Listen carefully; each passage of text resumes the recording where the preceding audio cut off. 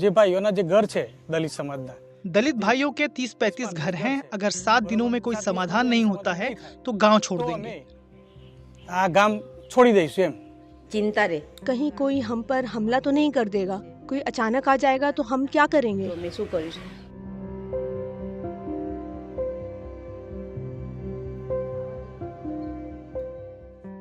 गुजरात के साबरकांठा के सुदूर रूपाल गांव में दलित समुदाय के लोग गांव छोड़ना चाहते हैं।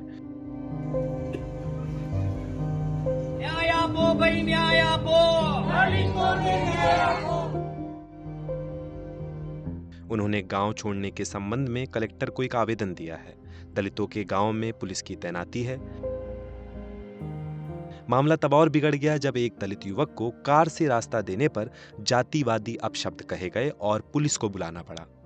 हमारी और उनकी गाड़ी सामने आ गई तो हमने उन्हें साइड देने को कहा। उन्होंने कहा तुम नीची जाति के हो, तुम्हें साइड देनी होगी, हम तुम्हें नहीं देंगे।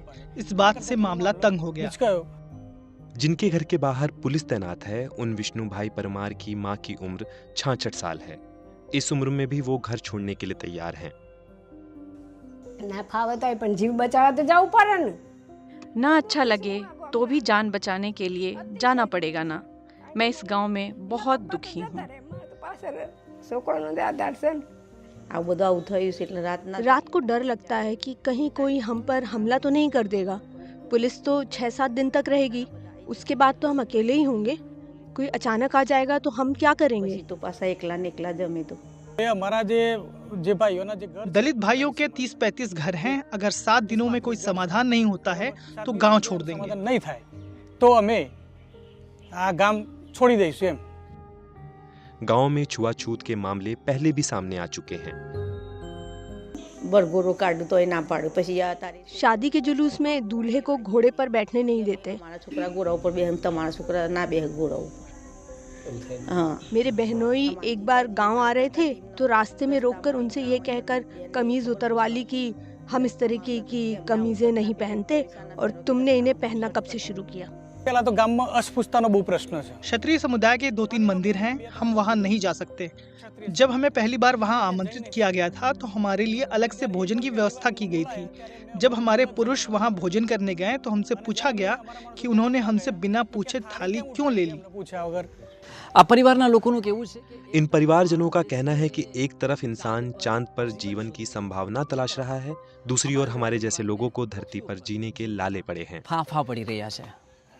આ વસ્તુ એક્રોસિટી દાખલ કરીને અમે હવે अट्रोसिटीज दाखिल करके हम थक चुके हैं, इसलिए हमने कलेक्टर को आवेदन पत्र दिया है और कहा है कि हमें न्याय मिलना चाहिए। वो नहीं मिला तो हम दलित समुदाय के लोग गांव छोड़कर चले जाएंगे। એ છોડીને અમે આ ગામ હિજરત કરી દઈશું साहब। विश्व गुरु, एक और विश्व गुरु बनने की बातें की जा रही हैं, जबकि इन्हें तो जीने का हक ही नहीं है। ये लोग इतने त्रस्त हो गए हैं कि कहीं पर भी जाकर रह लेंगे। रूपाल गांव के सरपंच दलित समुदाय से आते हैं। उनका कहना है कि अगर पलायन की जरूरत पड़ी तो वो भी गांव छोड़ देंगे। सरपंच के पास काफी पावर होती है, लेकिन उनका कहना है कि पर आ रूपाल गामમાં पावर तो सरपंच चाले જ नहीं। रूपाल गांव में सरपंच का पावर नहीं चलता क्योंकि ज्यादातर घर क्षत्रियों के हैं। हमारो 35-40 घर हम तो જેમના પર जिन पर दुर्व्यवहार का आरोप लगा है उनसे मिलने की हमने कोशिश की, लेकिन वे घर पर नहीं थे। उनके परिवार के अन्य लोगों ने आरोपों को बेबुनियाद ठहराया। रूपाल गांव में पुलिस मौजूद है, लेकिन अधिकारी इस मामले पर कुछ भी कहने को तैयार नहीं है।